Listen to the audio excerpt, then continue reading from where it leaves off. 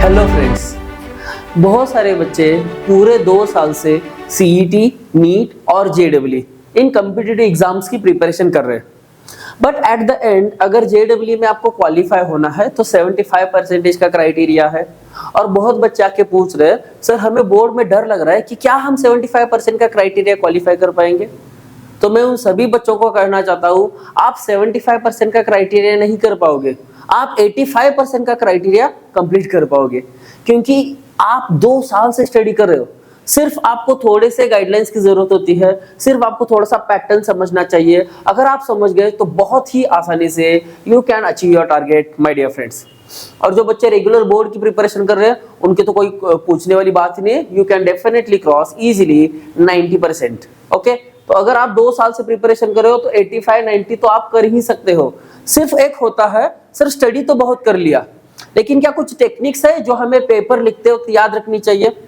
कुछ टेक्निक्स है जो हमें पता होनी चाहिए, कुछ ऐसा पैटर्न है जो हमें पहले से ही पता होना चाहिए, so that we can prepare plan accordingly. Yes, इसलिए महाराष्ट्र स्टेट बोर्ड ने आपके लिए पूरा पेपर पैटर्न बता दिया है। किस क्वेश्चन में कितने क्वेश्चन होंगे, कौन से थियरी होंगे, कौन से न्यूमेरिकल होंगे, ये भी सब बताया है। कैसे कैसे क्वेश्चन आने के चांसेस है, इसलिए आपने मॉक टेस्ट भी दिए होंगे, आपने पेपर भी सॉल्व किया होगा। तो इन सभी का फायदा आपको एट द एंड होने वाला है। सो आज जो हमें सेशन लेके आ गए हमारे टाकरकर जेडब्ल्यू नीट एकेडमी में, तो यहाँ पे आपको पहले मिलेगा पेपर पैटर्न, फिर उसके बाद पेपर राइटिंग टेक्निक्स, और फिर अगर आपके कुछ डाउट्स है तो आप कमेंट सेक्शन में भेज सकते हो। We will try to answer all your questions my dear friends.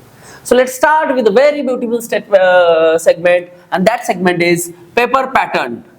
कैसा होता है ये बोर्ड का paper pattern? This is for physics, my dear friends. Paper pattern of physics. कौन सा board? HSC board, 12th HSC board, मतलब Maharashtra board.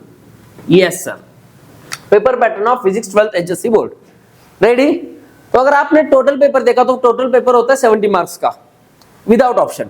अगर with option देखा जाए तो टोटल होता है 98। Total 70, with options 98। Total section कितने होते हैं? Total there will be 4 sections. Let's start with section A. Section A, section A में क्या होता है? देख, सेक्शन ए में होता है क्वेश्चन नंबर 1 और question number 2। This question number 1 is based on MCQ। What is MCQ? Multiple choice question. जो आप 2 साल कर रहे हो, बहुत सारे बच्चे सीईटी, जेडब्ल्यू और नीट का प्रिपरेशन कर रहे हैं, मतलब आपने 2 साल MCQ ही सॉल्व किया है, आपको ये पता है। तो यहाँ पे बेटा देख, क्वेश्चन नंबर 1 में टोटल 10 MCQ होंगे, 10 मल्टीप्लाई बाय 1 क्यों? 1 मार्क का एक क्वेश्चन होगा, तो 10 इंटू 1 टोटल मार्क कितने हो जाएंगे? टोटल मार्क्स हो जाएंगे 10 मार्क्स। Very easy. और फिर यहाँ पे आओगे, वेरी शॉर्ट आंसर होता है ये, वेरी शॉर्ट आंसर। कितने होते हैं? 8। 1 मार्क के लिए 1, तो 1 होगा 1 मार्क के लिए, तो टोटल मार्क्स बनेंगे 8 मार्क्स। तो भाई अगर पहला क्वेश्चन देखा 10 + 8 कितना हो गया? तो section A is for 18 marks and there is no option. इसमें कोई भी ऑप्शन नहीं है। ये होगा विदाउट ऑप्शन, विद ऑप्शन, दोनों सेम ही है, क्योंकि ऑप्शन ही नहीं है। अगर एक भी क्वेश्चन नहीं आया तो आपके आउट ऑफ 70 1 मार्क कम हो जाएगा। 2 क्वेश्चन नहीं आए, 2 मार्क कम हो जाएंगे डायरेक्ट, बिकॉज यहाँ पे कोई भी ऑप्शन नहीं है। और ये स्कोरिंग सेशन भी है बेटा। This section is scoring section. Why? क्योंकि सिर्फ एक अल्फाबेट आंसर और ये एक लाइन में आंसर। समझ रहे हो? तो पहले ही 10-15 मिनट में या 20 मिनट में ज्यादा से ज्यादा आपको ये पूरा का पूरा 18 मार्क्स मिल सकते हैं। आप टाइम कंपैरिजन करके देखो, 3 घंटे का पेपर 70 मार्क और ये पहले 20 मिनट में 18 मार्क्स, बहुत गैप पड़ेगा। अगर आप इसमें बहुत अच्छे हो तो आपका आधा काम इधर ही हो जाएगा। Well begun is half done. I hope everybody understood. So very short answer 8 mark के लिए और मल्टीपल चॉइस क्वेश्चन 10 मार्क के लिए। ये है multiple choice question MCQ। Easy कैसे लिखने में बताऊंगा। इसमें भी कुछ टेक्निक्स है। बच्चे क्या करते हैं, पहला सही लिखते हैं, पहला गलत लिखते हैं, फिर डैश करके आगे वाला लिखते हैं, तो उसके मार्क नहीं मिलते। तो ये क्या है टेक्निक्स, वो हम आगे देखेंगे। पहले हम डिस्कस करें paper pattern. So please concentrate on this part. First question is compulsory, there are no optional questions. Yes sir. तो ये हो गया सेक्शन है 18 मार्क के लिए। फिर आएगा सेक्शन बी। सेक्शन बी, एक बात बताना मैं भूल गया, जब हम एमसीक्यू की बात करते हैं तो भाई इसमें 7 थियरी क्वेश्चन होते हैं, 7 theory questions plus 3 numericals question. ये न्यूमेरिकल के ऊपर बेस्ड होगा और तीन क्वेश्चन न्यूमेरिकल, 7 क्वेश्चन होगी थियरी के। अब ये कैसा कैसा, एक एक मार्क का न्यूमेरिकल कितना मोटा हो सकता है, बहुत छोटा होगा, फॉर्मूला बेस्ड होगा। डिस्क देंगे और बोलेंगे what is moment of inertia of a disc of mass 1 kilogram and radius 1 metre passing through its centre and perpendicular to the plane, half M R square. Easy. So formula based numerical होंगे एक एक mark के लिए। और क्या दे सकते हैं, theory question, ये भी इजी होगा, स्टेटमेंट पूछेंगे, फॉर्मूला पूछेंगे, कुछ तो पूछेंगे, क्या क्या पूछ सकते बाद में देखेंगे। तो ये पहला क्वेश्चन होगा। इसमें देख क्वेश्चन नंबर 2 में total 8 very short answer, very short answer मतलब कोई ऐसा क्वेश्चन जिसका आंसर आप एक लाइन में लिख सकते हो, ज्यादा से ज्यादा 2 लाइन, इजी। क्या होगा ये, अगर आप देखा तो 8 में से 6 होंगे थियरी और 2 हो गए numericals. Okay sir, 6 theory 2 numericals, very good, very easy. तो यहां भी 2 न्यूमेरिकल एक लाइन वाले होंगे, इसमें कुछ रॉकेट साइंस नहीं, वेरी इजी। सेक्शन बी अगर आपने देखा तो यह होता है question number 3 to question number 14, 3 to 14। 3 to 14 जरा देखो कितने क्वेश्चन होते हैं, 3 4 5 6 7 8 9 10 11 12 13 14, टोटल 12 क्वेश्चन है। तो सेक्शन बी में अगर आपने देखा तो टोटल 12 क्वेश्चंस, आउट ऑफ विच आपको कितना अटेंड करना है, आपको सिर्फ 8 सॉल्व करने हैं। Solve any 8, solve any 8 out of 12। भाई ये है अपना सेक्शन, मुझे ये बहुत अच्छा लगता है क्योंकि पूरा तो स्टडी कभी मैं करता नहीं था, लेकिन अगर 12 में से 8 सॉल्व करने हाँ तो थोड़ा सा इजी बन जाता है। कुछ चैप्टर होते बच्चे करते नहीं, सपोज आपने 2 चैप्टर छोड़ दिए, फिर भी यहाँ से गारंटी है कि आप पूरा का पूरा सॉल्व कर सकते हो, समझ रहे हो? Yes sir. तो सर ये सेक्शन 12 क्वेश्चन है, 8 सॉल्व करने कितने मार्क के लिए हो गए? तो guys each question carries 2 marks. Each question ऐसे नहीं लिखते, कितना सॉल्व करना है आपको? आपको सॉल्व करना है 8, 8 मल्टीप्लाई बाय 2, तो ये टोटल सेक्शन है 16 मार्क्स के लिए। 12 में से 8 सॉल्व करना है, हर क्वेश्चन है 2 मार्क के लिए, तो टोटल कितना हो गया? 16। Section B is for 16 marks, section A is for 18 marks. ये कितना हो गया? 10 + 8, यहां पे लिख देते हैं 18 marks. Section B is for 16 marks, समझ रहे हो? 8 मल्टीप्लाई बाय 2। सर ओके, क्या इसमें भी ऐसा कुछ होता है थ्योरी न्यूमेरिकल? हाँ होता है भाई। टोटल 12 क्वेश्चन है, 12 क्वेश्चन में अगर आपने देखा तो यहाँ पे 7 हो गए थियरी क्वेश्चन, 7 थियरी प्लस 5 हो गए न्यूमेरिकल, तो 7 + 5 कितना हो रहा है? 12 हो रहा है कि नहीं? 7 + 5 12, 7 हो गए थियरी, 5 हो गए न्यूमेरिकल्स। ओके सर, तो टोटल हो गया 3 to 14, 12 क्वेश्चन है, 7 थियरी है, 5 न्यूमेरिकल है, उसमें से भी मुझे सिर्फ 8 सॉल्व करना है। किसी बच्चे को न्यूमेरिकल नहीं आता, नो प्रॉब्लम भाई, 7 थियरी सॉल्व कर, एक ही सिर्फ न्यूमेरिकल सॉल्व कर, हो जाएगा। किसी बच्चों को सब न्यूमेरिकल आते हैं, 5 न्यूमेरिकल सॉल्व कर, 3 थियरी सॉल्व कर, ये आपकी मर्जी है, it's your choice my dear friends. Section B completed. Section B में हर क्वेश्चन होगा 2 मार्क के लिए। अब हम जाते हैं सेक्शन सी की तरफ, जिसमें आते हैं बहुत ही ज्यादा डेंजर क्वेश्चंस। सेक्शन सी, इसके न्यूमेरिकल खतरनाक होते हैं, मोटे मोटे डेरिवेशन होते हैं, सब बच्चों को आते नहीं, लेकिन जिसे ये आता है वो आउट ऑफ मार्क्स लाने के पास जाता है। क्या है सेक्शन सी में? सेक्शन सी देख, 14 तक यहां होगा, 14 तक यह होता है question number 15 to question number 26। Question number 15 to question number 26 कितना होता है देखो, 15 16 17 18 19 20 21 22 23 24 25 26, 12 क्वेश्चन इसमें भी आ रहे हैं। ओ माय गॉड सर, इसमें भी 12 क्वेश्चन है और कितने सॉल्व करने? 8 any, solve any 8 out of 12 questions, solve any 8 out of 12 question. Her question होता है 3 मार्क के लिए, तो 8 × 3 कितना हो गया? ये हो गया 24 marks. So my dear friends, यहाँ पे ये जो अपना सेक्शन सी है, this section C is for 24 marks. I hope everybody understood, nothing is there. Section C में बड़े बड़े डेरिवेशन आएंगे, क्या आएंगे ये हम आगे डिस्कस करने वाले। सर क्या इसमें भी कुछ ऐसा होगा 7 थ्योरी 5 न्यूमेरिकल वाला? यस, इसमें भी होगा 7 theory question plus 5 numerical question. But याद रखना ये न्यूमेरिकल भी बड़े होंगे और ये थ्योरी भी बड़ा होगा। बड़े बड़े डेरिवेशन 12th के बुक में बहुत सारे हैं, बहुत ही ज्यादा है। रोटेशनल डायनामिक्स ही देखा ना तो ये 3 मार्क के लिए लगभग 12 से 13 क्वेश्चन पूछ सकते हो, 12 to 13 question in only rotational dynamics. तो ऐसे बहुत सारे डेरिवेशंस आपके बुक में है। For that practice is required. Okay, कैसे प्रैक्टिस करना है वो भी आगे थोड़ा डिस्कस करेंगे, don't worry about it. Question number 15 to 26 हो गया, सेक्शन सी भी हो गया। Last one is section D. ये थोड़ा क्रिटिकल है, इसे समझना भी थोड़ा सा टफ है। कहां से कहां तक? यहां से अगर आपने देखा तो question number 27 to question number 31, 27, 28, 29, 30, 31, total 5 questions. Total 5 question में से आपको सॉल्व करने सिर्फ 3 questions. Solve any 3 out of 5 questions. एक क्वेश्चन होगा 3 मार्क के लिए, तो सॉरी एक क्वेश्चन होगा 4 मार्क के लिए।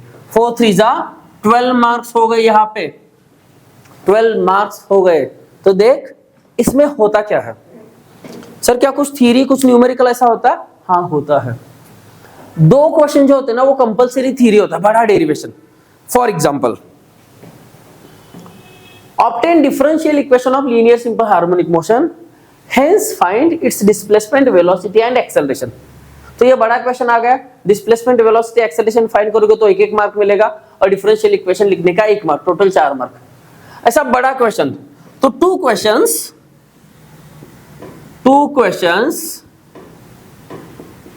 क्या हो गया? 4 मार्क वाला थ्योरी होगा, 4 मार्क्स की थ्योरी वाले 2 क्वेश्चन होंगे।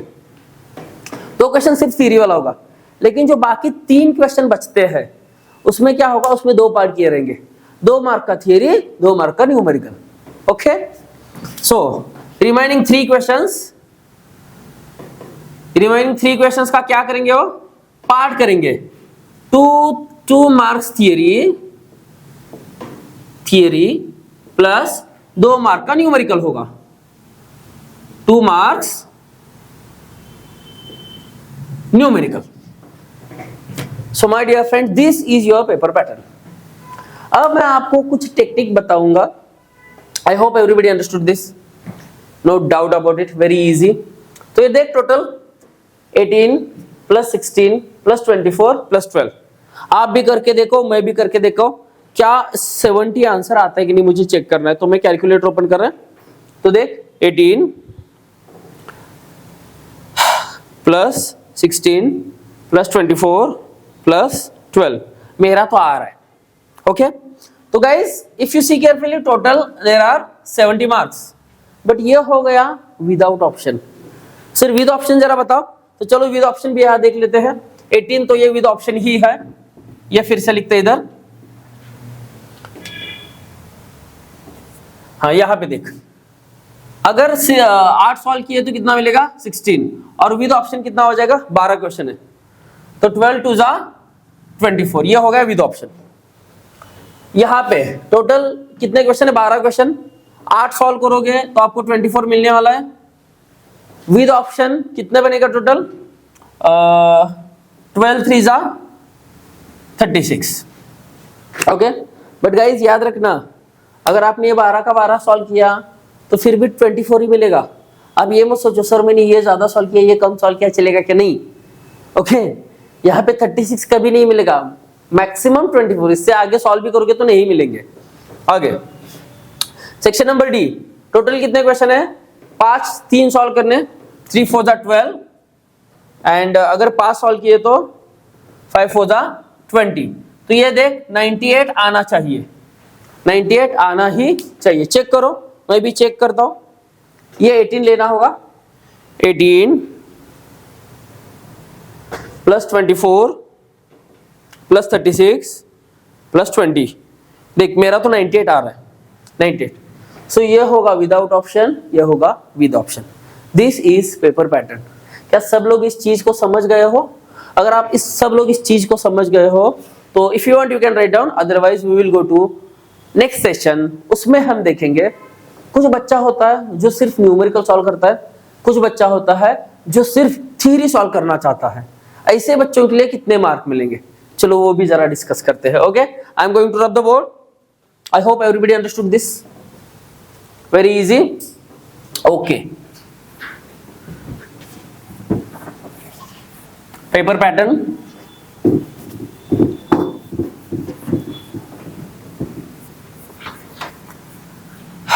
कुछ बच्चे होते हैं, जनरली ये जेडब्ल्यू वाले होते हैं या सीईटी वाले, जिन्होंने 2 साल पूरा न्यूमेरिकल सॉल्व किया है and they are very interested to solve numericals. तो वो सोचते हैं सर पहले हम पूरा न्यूमेरिकल सॉल्व करेंगे।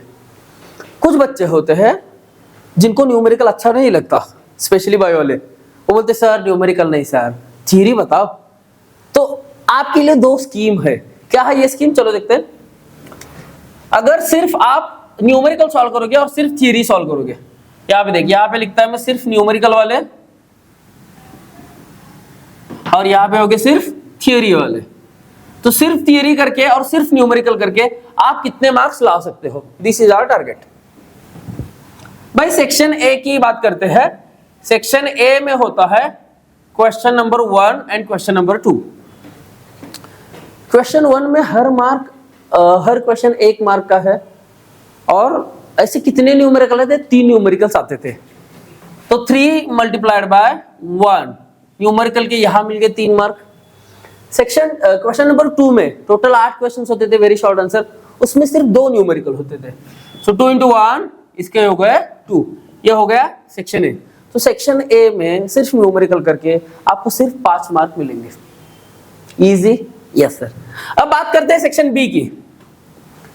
सेक्शन बी में total 12 questions are there, out of which 7 questions are theory questions, 5 questions are numerical questions.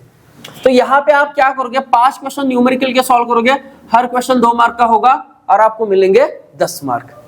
वही अगर सेक्शन सी में देखा, यहाँ पे फिर से 12 question, 7 theory, 5 numerical. So 5 multiply by 3, क्योंकि एक क्वेश्चन 3 मार्क का है, यहाँ पे हो गए 15। और लास्ट का सेक्शन डी देखोगे, if you are not solving theory question, सिर्फ न्यूमेरिकल सॉल्व कर रहे हो, तो जो 3 क्वेश्चन थे उसमें आधा क्या था, न्यूमेरिकल था 2-2 मार्क के लिए। तो वो सेक्शन डी में आप 3 क्वेश्चन के 2-2 मार्क के सिर्फ न्यूमेरिकल सॉल्व करोगे, तो यहां बनेंगे 6 मार्क्स। तो ये देख कितना हो गया, 3 + 2 5, 5 + 10 15, 15 + 15 30, 30 + 6 36। क्या कैलकुलेशन सही किया है? आई थिंक कैलकुलेशन सही हुआ है। तो राउंड फिगर आधा पेपर आप मतलब out of 70 you can get 35 to 36 marks only for numericals, only for numericals. क्या इतना करके 75+ हो सकता है? नहीं हो सकता। इसलिए आपको कॉम्बिनेशन स्टडी करना होगा, theory as well as numerical, otherwise you won't get 75+। Getting my point?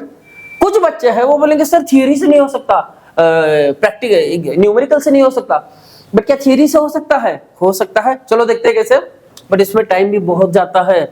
Question 1 3 हो गए न्यूमेरिकल, कितने बच गए? 7 बच गए। 7 होते हैं थियरी के, 7 × 1 7, 2 चले गए, कितने बच गए? 6, 6 × 1 6 मार्क्स। ओके, यहाँ पे देख 5 थियरी न्यूमेरिकल चले गए, कितने बचे? 7, 7 × 2 ये हो गया 14। वाह सर वाह, एक नंबर आगे। 5 क्वेश्चन जो है वो कैसे है, बहुत अच्छे हैं, बट 7 क्वेश्चन जो न्यूमेरिकल, 5 न्यूमेरिकल चले गए, 7 थियरी बच गया इधर भी। 7 × 3 7 3 21। और लास्ट में हम क्या करेंगे, 2 मोटे मोटी थियरी वाली सॉल्व करेंगे, क्योंकि सिर्फ 3 सॉल्व करने हैं। तो 4-4 मार्क के 2 थियरी के सॉल्व किए और एक जो होता है न्यूमेरिकल प्लस थियरी का, उसमें से एक का सिर्फ थियरी सॉल्व किया, तो कितना बन जाएगा? 8, वो बड़ा 2 न्यूमेरिकल का थियरी का, प्लस 2 एक क्वेश्चन का जिसका मैंने सिर्फ थियरी अटेंड किया, तो 8 + 2 ये बन गया 10। ये इंटू नहीं है, +2 है। ओके, तो देख अब इसका कैलकुलेशन करके देखो, कैलकुलेटर यूज करेगा मैं, 7 + 6 + 14 + 21 + 10, 58 मार्क्स मिल रहे। ओ माय गॉड, 58 मार्क्स और यहाँ पे 36 marks. So only numerical lovers, only theory lovers, this scheme is for you. Only numerical lovers 36, only theory lovers 58।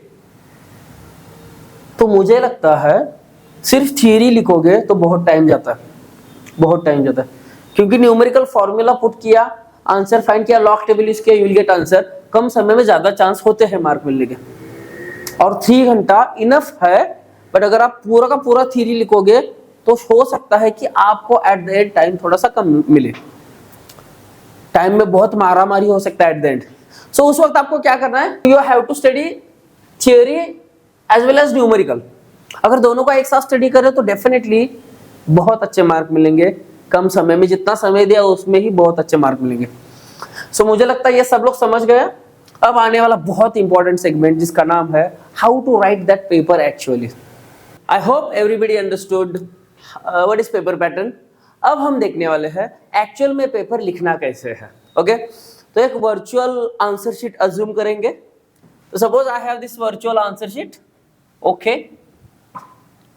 ये अपना आंसर शीट है। याद रखना बहुत सारे बच्चे क्या करते हैं, ऑलरेडी उन्होंने एक लाइन मार के दिया होगा ऐसे पेपर पे, ऑलरेडी एक लाइन मार के दिया, और यहाँ पे क्वेश्चन के लिए, क्वेश्चन का मतलब नंबर ऑफ क्वेश्चन लिखने के लिए ऑलरेडी 1 बॉक्स इज गिवन। बच्चे क्या करते हैं, यहाँ नंबर डालना भूल जाते कभी कभी। Please do not make this mistake. Question number put करना ही होगा, अगर क्वेश्चन नंबर नहीं लिख रहे मार्क नहीं मिलेंगे। ओके, क्वेश्चन नंबर, क्योंकि पेपर चेक करने वालों को पता होना चाहिए कौन सा आंसर आप लिख रहे हो। ओके, अब देख कुछ बच्चे क्या करते हैं, सर अगर मैं और 2 लाइन मारूंगा, इधर एक इधर एक, और फिर आंसर शीट थोड़ा सा छोटा हो जाएगा। देख इधर एक लाइन मारी, इधर एक लाइन मारी, और सिर्फ इतना लिखेंगे, जगह कम हो जाएगा, आंसर मोटा दिखेगा, मार्क्स भी मोटे मिलेंगे। नहीं, this is old hack which is not useful nowadays. ये बहुत ही गरीब टेक्निक है, इसको पहले भी मार्क नहीं मिलते थे, आज भी मार्क नहीं मिलेंगे। तो ये भूल जाओ, आपको स्टडी करना होगा so that your answer will be original, और जो पूछा है वही लिखोगे तभी मार्क मिलेंगे। ऐसा ट्रिक यूज करने से मार्क नहीं मिलेंगे। ओके सर, तो देख पहला क्वेश्चन आप लिख रहे हो। First question is for MCQ, multiple choice question. अभी मल्टीपल चॉइस क्वेश्चन कैसे सॉल्व करोगे, उसे लिखने का भी एक तरीका है। पेपर में उन्होंने मेंशन किया रहता है, अगर आपके पास कोई भी क्वेश्चन पेपर होगा तो क्वेश्चन पेपर रीड करो। देख मेरे पास एक क्वेश्चन पेपर है, बोर्ड का पेपर है, उन्होंने ऊपर दिया है use of log table is allowed, means whatever calculations if you want to do. अगर कैलकुलेशन टफ है, कैलकुलेटर यूज करना पड़ रहा है, तो कैलकुलेटर नहीं है, what you have to do, you have to use log table. Log table is allowed, calculator is not allowed. उसके बाद figures to the right indicate full marks, वो तो सबको पता होता है। For each MCQ correct answer with alphabet must be written. For each correct answer MCQ correct answer must be written along with its alphabet. इसका मतलब क्या है, सपोज एक क्वेश्चन है उसका, सपोज पहला क्वेश्चन, तो आपको यहाँ 1 लिखना होगा, अंडरलाइन मारने की जरूरत नहीं है, एक लाइन सफिशिएंट है। अगर आप मारना चाहते हो तो यहाँ एक अंडरलाइन मार सकते हो, इधर मारने की बिल्कुल जरूरत नहीं है। सपोज पहला क्वेश्चन है और पहले क्वेश्चन का आंसर है resonance and that option is B. So what you have to do, यहाँ पे बी लिखोगे और आगे लिखोगे resonance. Yes sir. Suppose next question है क्वेश्चन नंबर 2, एमसीक्यू का क्वेश्चन नंबर 2, और उसका आंसर है डी, और डी है 1.312, कुछ भी हो सकता है, न्यूमेरिकल होगा, कुछ भी होगा, और उसका आंसर ये है। So you have to write that alphabet along with its correct answer. I hope everybody understood this. सिर्फ ये लिखोगे या सिर्फ करेक्ट आंसर लिखोगे मार्क्स नहीं मिलेंगे, उन्होंने जो मेंशन किया है वही यूज करना है। उसके बाद कुछ फिजिकल कांस्टेंट दिए रहेंगे। फॉर एग्जांपल बच्चों को पता है पाई का वैल्यू कितना होता है, पाई का वैल्यू होता है 3.14। बट बेटा अगर आपने क्वेश्चन पेपर देखा तो दे हैव गिवन कांस्टेंट, वहां पे पाई का वैल्यू दिया है 3.142। Acceleration due to gravity G का वैल्यू दिया है 9.8 मीटर पर second square. Speed of light C का वैल्यू दिया है 3 × 10⁸ मीटर पर सेकंड। सो जो वैल्यूज उन्होंने दिए हैं वही यूज करना है, मन का वैल्यू बिल्कुल यूज मत करो। कुछ बच्चे क्या करते हैं 9.8 का 10 मीटर पर सेकंड स्क्वायर लिखेंगे। बच्चे नीट जेडब्ल्यू और सीईटी का प्रिपरेशन कर रहे हैं, उन्हें लगता है तो मैं तो 2 साल से जी 9.8 का 10 कर रहा हूँ, हमारी उतनी औकात नहीं है कि हम जी का वैल्यू चेंज कर दे। क्या होता है ये small G is equal to G capital M by R square. भाई साहब मास ऑफ अर्थ बहुत बवाल चीज है, ये रेडियस ऑफ अर्थ बहुत बड़ी चीज है, हम बहुत तुच्छ मानव इसके सामने। We can't change that value unless and until they have mentioned. अगर उन्होंने मेंशन किया है भाई जी इज इक्वल टू 10 ले लो, तो वही हमारे लिए भगवान है, और भगवान जी ने बोला है तो हम मानेंगे, अदरवाइज खुद से बिल्कुल चेंज नहीं करेंगे। उन्होंने दिया है no problem. So they have given value of pi is equal to 3.142, then it is your responsibility, ये आपका धर्म है, ये आपका कर्तव्य है कि पाई का वैल्यू 3.142 ही लेना है, खुद के मन से कुछ भी अज्यूम नहीं करना है। So I hope everybody understood how to write this MCQ question. MCQ question कैसा लिखना है, इसके बाद हम जाएंगे क्वेश्चन नंबर 2 की तरफ। मेरे प्यारे 12th वासियों, तो 12th वासियों क्वेश्चन नंबर 2 देख क्या होगा, बहुत ही अच्छा होगा, दिल का सच्चा होगा। इसमें क्या क्या पूछ सकते हैं। This question number 2 is very short answer. क्या होता है वेरी शॉर्ट आंसर में, एक लाइन या 2 लाइन में आंसर आ जाता है। अगर डेफिनेशन मोटा होगा तो 3 लाइन हो सकता है, या फिर 1 2 3 लाइन में आंसर खत्म। पहले 20 मिनट में, पहले 10-15 मिनट में ही आपको 18 मार्क मिलेंगे। 18 marks you can get with in first 15 minutes, 15 to 20 minute ज्यादा से ज्यादा। देख क्या होगा इसमें, 1 मार्क का क्वेश्चन है, तो 1 मार्क का क्वेश्चन क्या पूछ सकते हैं, बताओ कैसे कैसे क्वेश्चन आ सकते हैं इधर। मुझे लगता है अगर 1 मार्क का क्वेश्चन पूछ रहे तो वो हो सकता है कोई तो डेफिनेशन पूछ सकते हैं, मुझे लगता है वो एसआई यूनिट्स पूछ सकते हैं, मुझे लगता है सीजीएस यूनिट भी हो सकता है, मुझे लगता है इनके बीच का कन्वर्जन फैक्टर हो सकता है। For example 1 newton is 10⁵ dyne, ऐसा कन्वर्जन फैक्टर हो सकता है। इसका एग्जांपल दो sir, best example guys, best example of this conversion factor is SI unit and CGS unit of viscosity. क्या होता है विस्कोसिटी का फॉर्मूला, F/A dV/dx। चलो आपके लिए यूनिट फाइंड कर देते आज। फोर्स के लिए आएगा न्यूटन जी, एरिया के लिए आएगी मीटर स्क्वायर, वेलोसिटी होता है मीटर पर सेकेंड, और एक्स मतलब डिस्टेंस होता था मीटर। क्या ये मास ने मीटर ने मीटर को मार दिया, हाँ सर मार दिया। क्या ये सेकंड जी को ऊपर जाना होगा, हाँ न्यूटन सेकेंड पर मीटर स्क्वायर, ये ऐसा यूनिट है। कुछ बच्चे बोलेंगे sir Newton per metre square pascal होता है, भाई ले लो आपकी मर्जी। सो this is SI unit, but वो क्या पूछते हैं, what is SI unit and CGS unit of viscosity and give the conversion factor between them। तो क्या करोगे, 1 मार्क के लिए ऐसा क्वेश्चन पूछ सकते हैं, तो आपको CGS यूनिट भी देखना होगा भाई, न्यूटन की जगह डायन, सेकंड तो सेकंड रहता है और ये सेंटीमीटर स्क्वायर, और शास्त्रों में इसको बोला गया पॉइंट्स। 1 मार्क के लिए ऐसा पूछेंगे, टेंशन बिल्कुल नहीं लेना है। अब आपको देखना होगा इन दोनों में रिश्ता क्या है, तो चलो देखते हैं रिश्ता। 1 न्यूटन सेकेंड पर मीटर स्क्वायर, 1 न्यूटन की जगह आएगा 10⁵ डाइन, सेकेंड ही रहेगा। 1 मीटर कितना सेंटीमीटर, 100 सेंटीमीटर, मतलब 10⁵, उसका स्क्वायर बनेगा 10⁴ centimetre square. My dear friends, ये क्या है, ये पॉइस है, ये क्या है, pascal into second is equal to 10 points. Yes sir, this is relation between SI unit and CGS unit of viscosity. अब ये मैं एक्सप्लेन कर रहा हूँ इसलिए ज़्यादा टाइम लिया, अदरवाइज लिखते जाओगे तो सिर्फ 30 सेकंड या 40 सेकंड का काम है ये।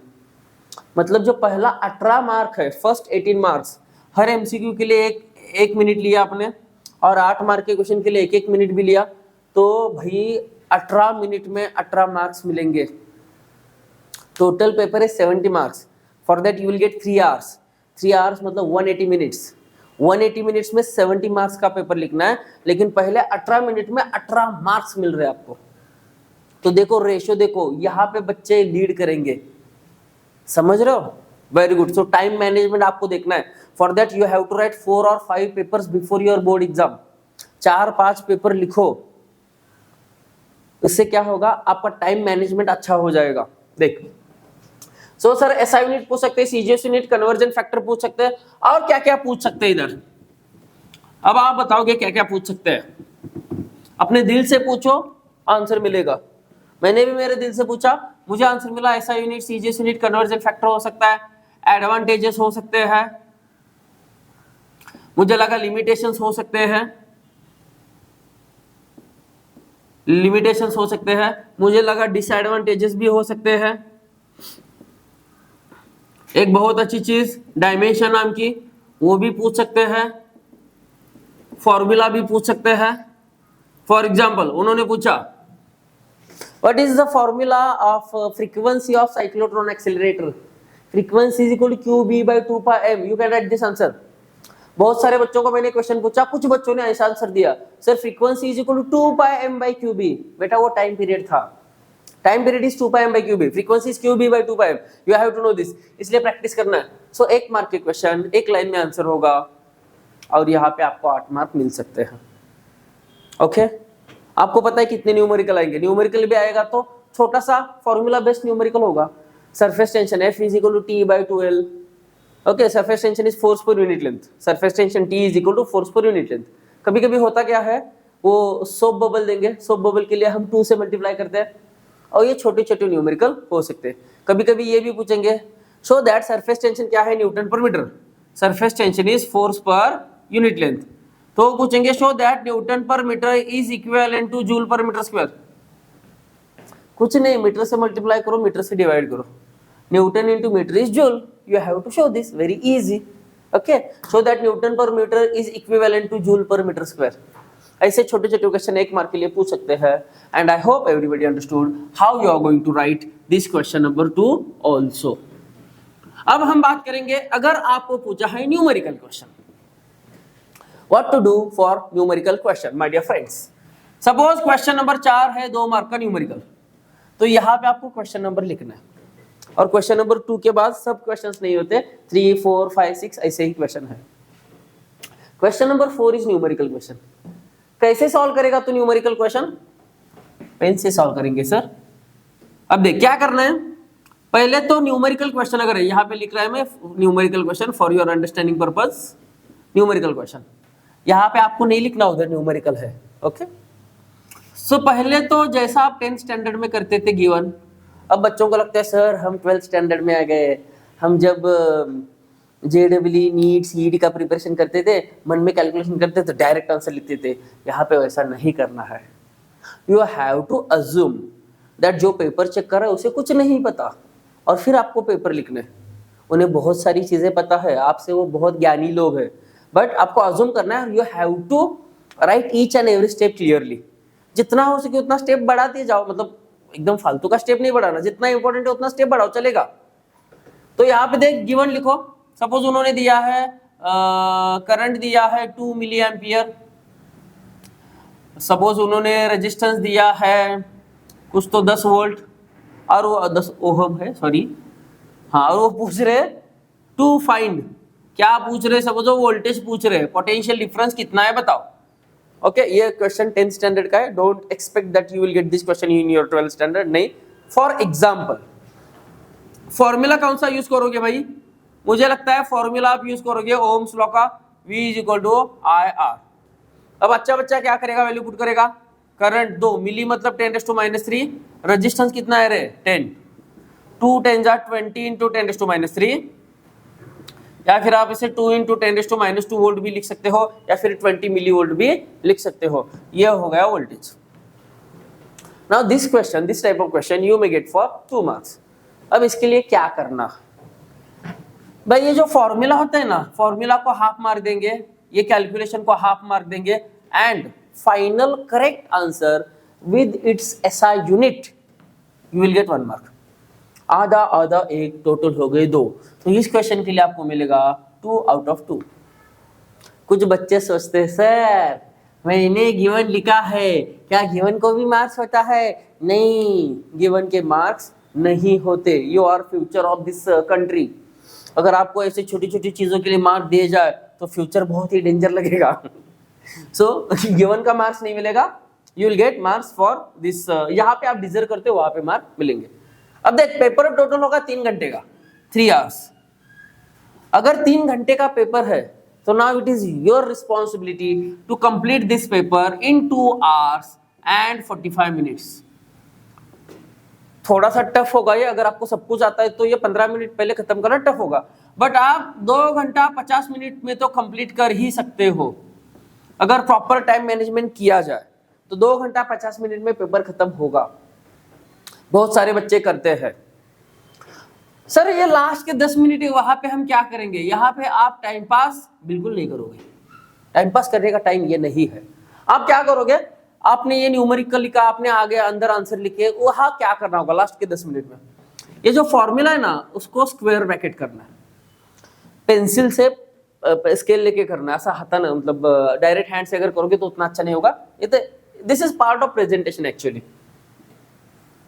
यहाँ पे आप क्या करोगे, बॉक्स करोगे।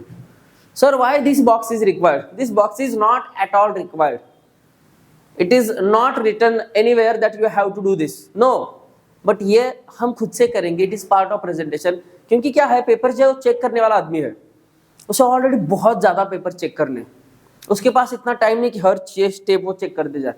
अगर मैं पेपर चेक कर रहा हूँ, यहाँ पे नीचे आंसर भी लिखो, आंसर बिल्कुल शॉर्टकट यूज नहीं करना है, ANS शॉर्टकट मत यूज करो, पूरा का पूरा लिखो।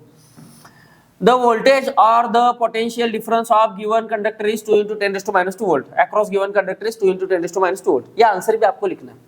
अब देख होगा क्या, जब मैं आपका पेपर चेक करूंगा तो ये तो I am not interested in this part क्योंकि इसके मार्क नहीं है। पहले मैं फॉर्मूला देखेगा आधा मार्क, कैलकुलेशन देखेगा, फाइनल आंसर, क्योंकि इतने पेपर मैंने चेक किए, मुझे रटा हुआ है, फाइनल आंसर इतना है, ये खत्म, 2 out of 2। उतना टाइम नहीं है उनके पास। So this is how you are going to write answer, numerical वाला आंसर। सर इसमें प्रेजेंटेशन कहा है, तो बेटा ये है प्रेजेंटेशन। इक्वल के नीचे इक्वल सब दिख रहा है आपको, इससे क्या होता है, ओवरऑल प्रेजेंटेशन अच्छा दिखेगा। हो सकता है तो गिवन के लिए एक लाइन मारो, टू फाइन के लिए एक लाइन मारो, फॉर्मूला आंसर, यहाँ पे नीचे एक लाइन मारो और ये बॉक्स खत्म, that will be your answer. I hope everybody understood how to write questions based on numericals. Let's go to the next point, my dear friends. Sir numerical वाला answer हो गया, अगर कोई थ्योरी वाला आंसर है तो वो कैसे लिखेंगे, चलो देखते हैं। थ्योरी वाला आंसर, न्यूमेरिकल खत्म, थ्योरी के आंसर कैसे लिखेंगे, थ्योरी के answer my dear friends.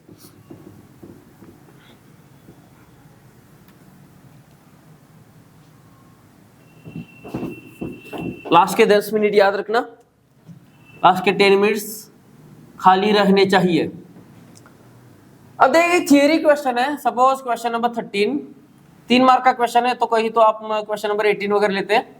Question number 18 suppose 3 mark का क्वेश्चन है, स्टेट एंड एक्सप्लेन, और हाँ ऐसा कुछ तो पूछेंगे। Suppose question is based on theorem of parallel axis और perpendicular axis theorem, state and prove theorem of parallel axis, ऐसा क्वेश्चन आपको पूछा गया 3 मार्क के लिए, आप उसे कैसे सॉल्व करोगे। तो देख थ्योरम ऑफ पैरेलल एक्सिस से डायरेक्ट स्टेटमेंट लिख के ऐसे स्टार्ट मत करना, ऊपर लिखो आप क्या लिख रहे हो, no need to write question नहीं लिखना है, बट आपको लिखना है कौन सा आंसर आप लिख रहे हो। तो क्वेश्चन नंबर 18 का आंसर है, नया क्वेश्चन नए पेज पे स्टार्ट करो, अच्छा रहेगा। यहाँ पे आप लिखोगे theorem of parallel axis, parallel axis theorem. Last के 10 मिनट में यहां पे अगर 2 लाइन आएगी ना तो भाई एक नंबर।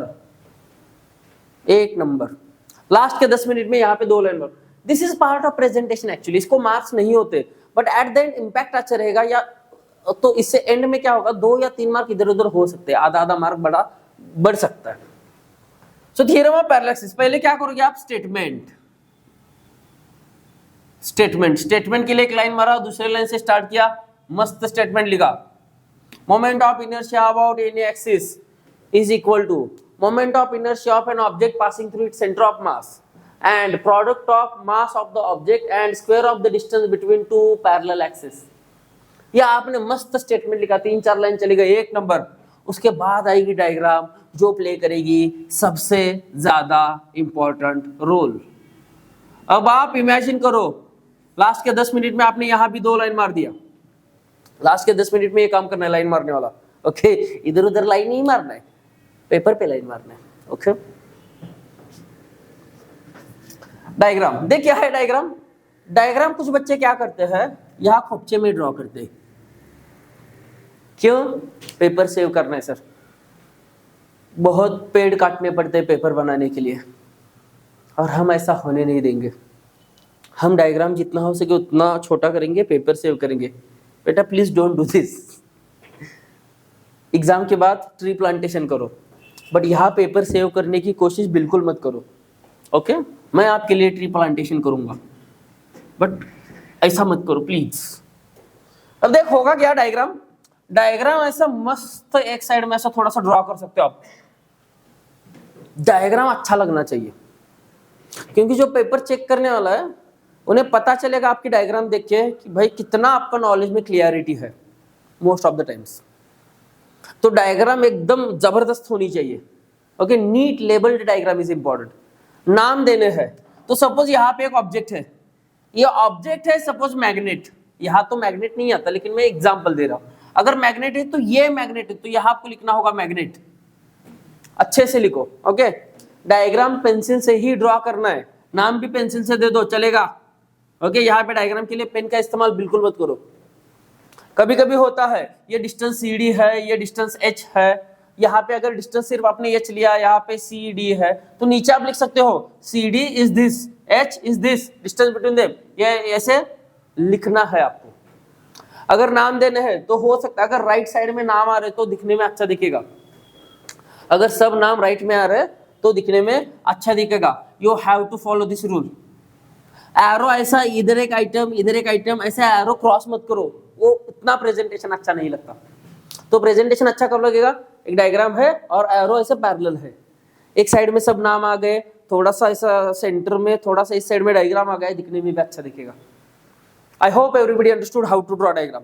डायग्राम आपने ड्रॉ किया, डायग्राम के नीचे लिखो कौन सी डायग्राम आपने ड्रॉ की है। तो अगर आप यहाँ डायग्राम है तो यहाँ नीचे नाम लिख सकते हो, फिगर किसकी है ये फिगर।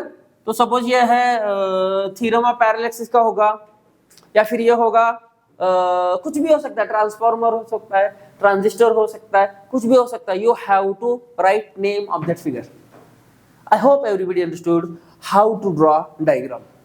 तो देख 3 मार्क का क्वेश्चन ऐसे स्टार्ट करने, पहले स्टेटमेंट लिखा, डायग्राम ड्रॉ किया, अब मुझे इसका एक्सप्लेनेशन देना है। एक्सप्लेनेशन के लिए क्या करेगा तू, एक्सप्लेनेशन वाला पार्ट इज वेरी इंपॉर्टेंट। बहुत सारे बच्चे यहाँ पे गलती करते हैं, गलती मतलब हर एक का अपना अपना स्टाइल होता है, बट क्या अच्छा रहेगा आपके लिए देखो। If you are writing essay in explanation, if you are writing essay you may not get good marks, but if you are writing point wise answer then definitely it is very effective. Examiner भी क्या करेगा, paper checker, वो सिर्फ आपके point check करता जाएगा। तो explanation अगर आपने लिखा, देख डायग्राम के नीचे वाला पार्ट है ये एक्सप्लेनेशन, या फिर कभी प्रूफ होता है तो यहाँ प्रूफ लिख सकते हो आप। जो भी रिक्वायरमेंट है according to that you have to use words. तो पहला पॉइंट हो गया, फिर दूसरा पॉइंट, फिर तीसरा पॉइंट, फिर चौथा पॉइंट, ऐसे अगर पॉइंट लिखते जाओगे तो आंसर इफेक्टिव लगेगा। आंसर लिखने के बाद भी कुछ वर्ड्स होते हैं जो बहुत ज्यादा इंपॉर्टेंट होते हैं, कुछ वर्ड्स होते हैं जिन्हें आप इग्नोर नहीं कर सकते। तो उस वर्ड्स को, सपोज यहाँ पे एक इंपॉर्टेंट वर्ड आ गया, इंपॉर्टेंट वर्ड को मैं वर्ड ही लिख देता हूँ। सपोज यहाँ पे एक इंपॉर्टेंट वर्ड आ गया, what you can do, last के 10 मिनट में यहाँ एक नीचे अंडरलाइन कर सकते हो, क्योंकि आपको पता है कौन सा वर्ड इंपॉर्टेंट है, आपने ही पेपर लिखा है। तो जाते वक्त सिर्फ ये एक्सप्लेनेशन को लाइन मारा, नीचे इसको लाइन मारा, चलते गए, तो ये लास्ट के 10 मिनट में होगा, पेपर एकदम इफेक्टिव दिखेगा।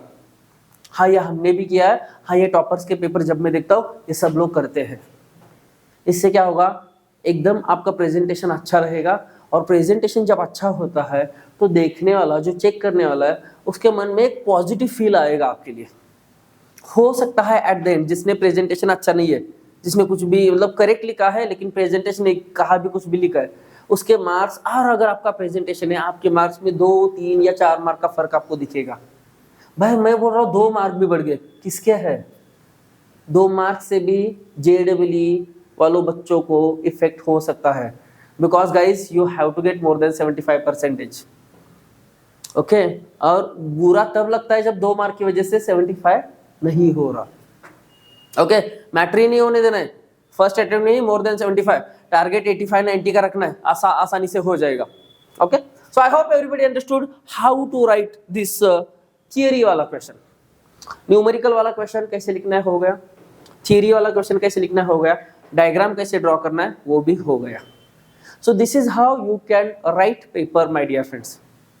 अब ऐसी कुछ चीजें देखते हैं जो बच्चे अगर फॉलो करोगे तो उनको इसका फायदा जरूर होगा। क्या है वो चीज, ये थोड़ा स्टडी रिलेटेड है, this is little bit study related. तो मैंने आपके लिए कुछ पॉइंट निकाल के रखे थे, क्योंकि मैं पेपर चेक करता हूं।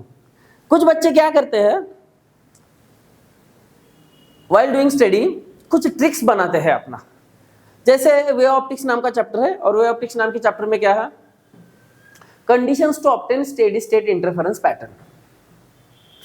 तो बच्चों ने एक ट्रिक बनाया है, और वो क्या है ट्रिक, सी मेन का।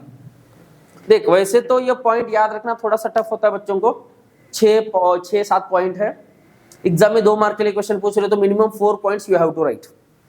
अब इस 4 पॉइंट कैसे याद रखेंगे, तो देख बहुत इजी ट्रिक बनाया बच्चों ने, सी मेन का। तो देख क्या है, C is for coherent sources, 2 sources should be coherent. M, 2 sources should be monochromatic. 2 sources should have equal amplitude. 2 sources should be narrow. 2 sources should be close to each other, narrow, equal amplitude, monochromatic, coherent. 1 2 3 4 5 point इधर हो गए। 2 sources should be in same state of polarization। अगर छठा point लिखना है तो लिख सकते हो, सर ये A कहां से आ गया, ए नहीं आया, ए हमने लाया, क्यों, बिकॉज सेंटेंस पूरा करना था। सी मेन ऐसा अच्छा नहीं लगता था ना, सी मेन का ये ठीक लग रहा है, something like that. So I hope everybody understood. इसका फायदा क्या होगा, कम समय में ज्यादा स्टडी होगी। कुछ बच्चे होते हैं हार्ड वर्किंग भी होते हैं और स्मार्ट तरीका यूज करते हैं, और ऐसे बच्चे डेफिनेटली लाइफ में सक्सेसफुल होते हैं। बहुत सारे अच्छे ऐसे बच्चे देखे मैंने, वो क्या करते, कम स्टडी करते लेकिन मार्क उनके अच्छे आते हैं। कुछ बच्चे जितना स्टडी करते हैं उतने ही मार्क आते हैं, कुछ बच्चे बहुत ज्यादा स्टडी करते हैं फिर भी मार्क्स कम आते हैं, बिकॉज उनका प्रेजेंटेशन ठीक नहीं रहता, स्मार्ट तरीका यूज नहीं करते। ओके, और एक ट्रिक, ऐसे ट्रिक बहुत सारे आप यूज कर सकते हो। अब ये ट्रिक जो होते हैं ना वो एग्जाम में लिखने नहीं होते। एक मेरे स्टूडेंट ने लिखा था, मैंने क्वेश्चन पूछा था क्लास टेस्ट में, conditions to obtain steady state interference pattern. तो भाई ने पहले बोर्ड पे लिखा conditions to obtain steady state interference pattern, सी मेन का, और फिर यहाँ पे लिखा CMENCA। भाई this trick is for us, not for examiner, not for paper checker, ये हमारे लिए है। अपनी ट्रिक यहाँ पे मत लिखो। और एक ट्रिक बनाई थी, दिखती है क्यूट नैना प्यारी, तो DCNP यहां से एक ट्रिक बना था। D था डेफिनेशन के लिए, C था कांस्टेंट वेलोसिटी के लिए, N था नेवर इंटरसेक्ट के लिए, P था parallel to axis of tube. भाई ये किसका डिफरेंस है, बताओ किसका डिफरेंस है, स्ट्रीमलाइन एंड टर्बुलेंट फ्लो का। हर एक इंपॉर्टेंट वर्ड लेके DCNP। अब अगर आपने वहां लिखा दिखती है क्यूट प्यारी नैना, भाई एग्जामिनर को क्या करना है नैना कौन है। ओके, तो this trick is for us, don't write this in exam. वैसे ये फालतू पॉइंट था बट एक बच्चे ने लिखा था। ओके, जो भी बोल रहा हूँ एक्सपीरियंस के ऊपर बोल रहा हूँ, आप ऐसा मत समझो सर कुछ भी पॉइंट बता रहे।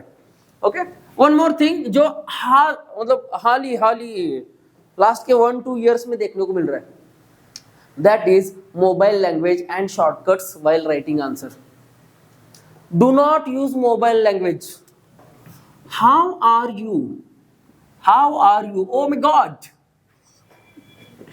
आर को बच्चे ऐसे लिखते हैं, यू को यू लिखते हैं। भाई प्लीज डोंट डू दिस, ये this is gift of WhatsApp as well as Instagram. ये व्हाट्सएप और इंस्टाग्राम का बच्चों के ऊपर इतना क्रेज हो गया कि बच्चे आजकल ऐसी लैंग्वेज लिख रहे हैं। So please don't use this type of language. Time का प्रॉपर मैनेजमेंट करना है। आई होप एवरीबडी अंडरस्टूड। सिर्फ एक पॉइंट, लॉग कैलकुलेशन। अगर न्यूमेरिकल कर रहे हो, ये न्यूमेरिकल कर रहे हो बीच में, लॉग कैलकुलेशन आपको यही दिखाने हैं।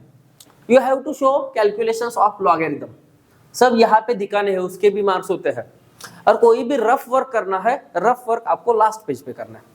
लास्ट पेज पे ऊपर लिखो rough work and then you have to complete that rough work.